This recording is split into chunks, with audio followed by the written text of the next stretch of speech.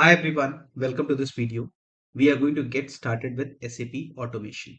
So the first and foremost thing is we have to open our Tosca commander and log into our workspace which we have created. Now you will see a lot of different sections here in terms if you're working with Tosca first time, but we don't need all of these for now. We just need the modules and the test cases. Now, how Tosca works is basically everything what you want to work on is captured in form of modules, and then modules are brought over to the test cases, and then you perform actions on your test cases. Now, SAP GUI, as we have looked in our previous videos, contains a two-step method of logging in. So we are going to explore that today. Okay. But before that, understand this thing that Tosca says low code, no code. On top of that, whatever applications are available, whatever common activities we as automation testers are going to perform, they already create modules for that. So you don't have to worry about that. And you can just drag and drop and get started using that. Okay. So let me showcase you that if I go to modules and if I go to the section called standard modules, you will find one section which is called as SAP. Okay. If I expand this, you'll be noticing that there are a lot of modules which are already created. So if we are dealing anything with login, log on, SAP menu, sub toolbar, status bar, we don't need to scan those modules. We can use which is already provided by Tricentis. Okay. So that is the first part in terms of understanding the standard module. Okay. Now, as we have taken a look at SAP Logon process, it's a two-step process. Okay. So first of all, we were doing the logon and then we were doing the login. Okay. So let's understand step by step. First of all, I will use the logon and I will drag and drop it into the test case. Okay. This is how you drag and drop. There's another way as well, which I'm going to showcase in a minute. Okay. So let's say we'll call this test case as SAP login. Okay. Now, if I open this, what what all details it is asking for. So it is saying it needs two details, logon path and connection. Okay. So as the name says, path, basically where is the exe file available. Okay. Now you can go to your C drive program files and try to find out where exactly SAP logon is present, or you can search for SAP logon. Okay. And here you can click on open file location. Okay. And here, if you right click, because this is just a shortcut, if you right click and you click on show more options and you click on properties, you'll be able to find in the target section. Okay. So let me copy this and paste it here. So this is the path which we need to use. C program files x86, SAP frontend, SAP GUI, and SAP logon.exe. You can navigate to that manually as well, whatever works for you. Okay. Now the second thing is SAP connection. What is SAP connection? Let's take a look at this. So when we requested the credentials, we got to know that our connection or the description is set as IDES external. This is nothing but SAP connection details. Okay, let me showcase you that again.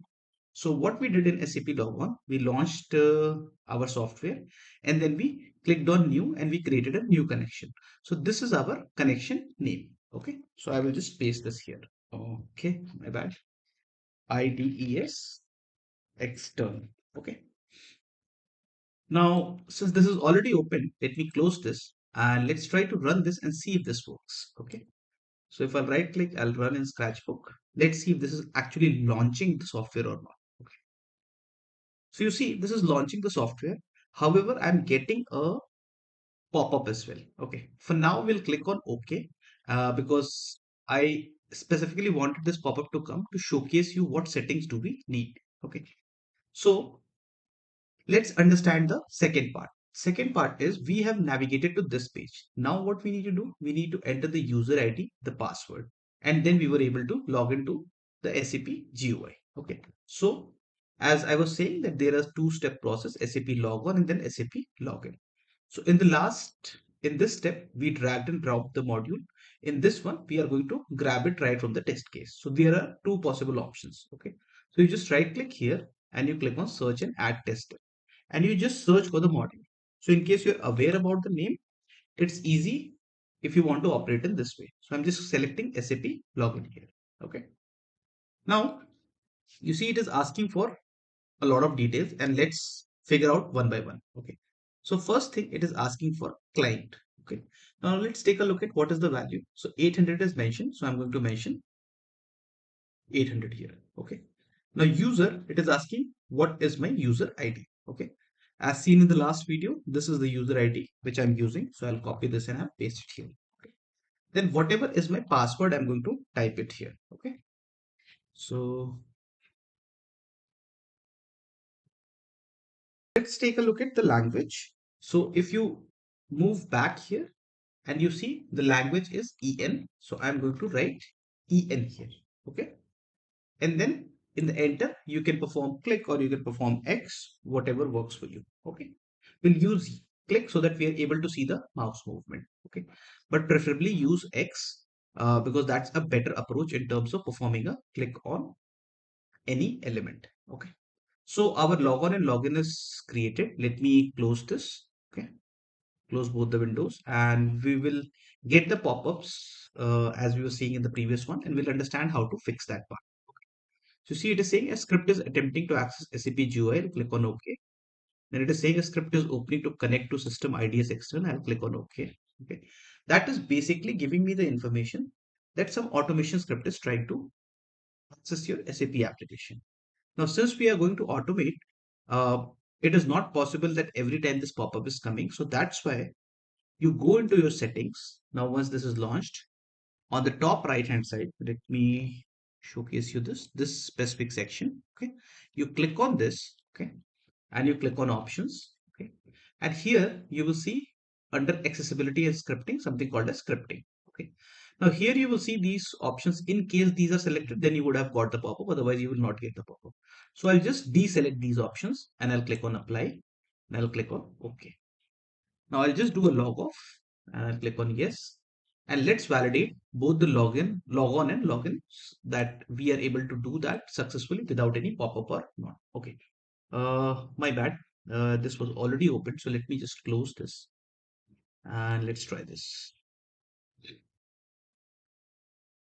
Okay.